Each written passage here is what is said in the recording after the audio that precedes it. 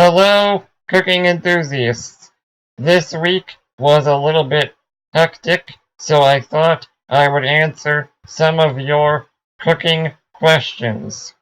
All of these current questions are from Instagram, but if you have your own question, feel free to leave a comment and I might answer them in a future video.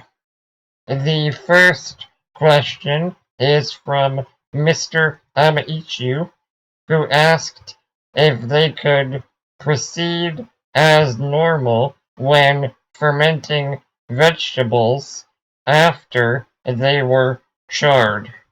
So, if you want to ferment a vegetable that you previously charred or otherwise cooked, there's always a chance you have essentially sterilized the surface bacteria.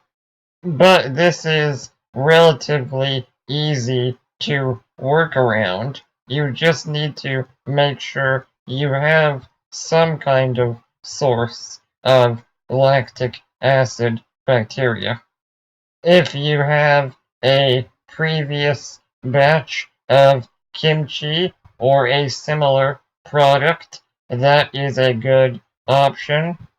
Just using a little bit of the old brine, or even just a piece of it, or you just make sure some component of the ferment remains entirely raw, whether that's a portion of your primary vegetable like the cabbage, or your aromatics like ginger and garlic.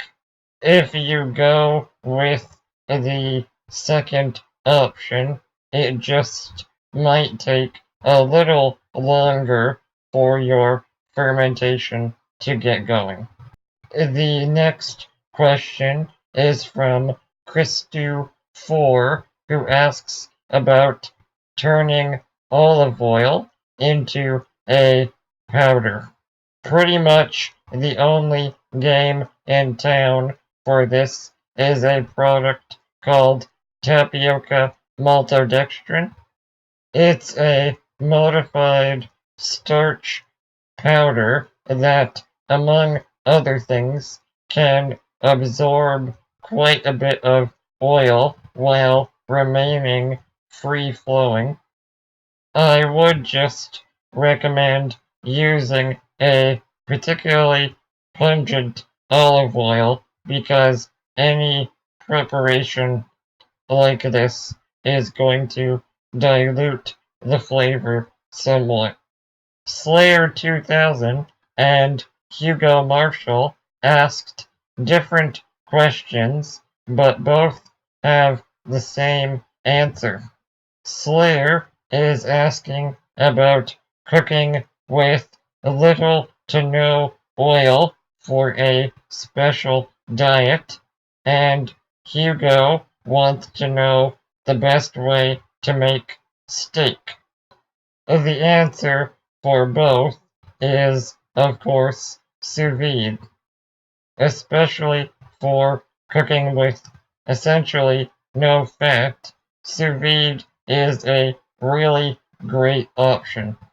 Just get a decent vacuum sealer and feel free to play around with aromatics, and you should be able to prevent yourself from getting too bored. And of course, steak is one of the classic things to get perfect with sous vide. Well, I hope that was interesting. If you have any questions, again, feel free to leave a comment. Otherwise, thank you for watching.